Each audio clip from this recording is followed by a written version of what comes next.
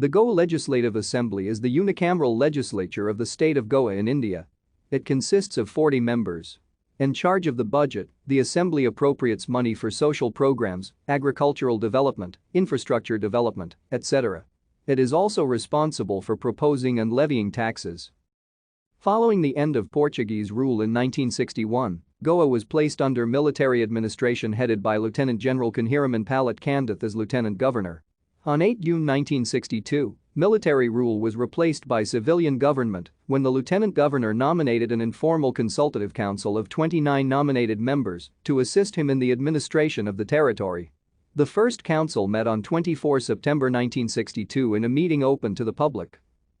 The assembly first convened on 9 January 1964 in the Secretariat building.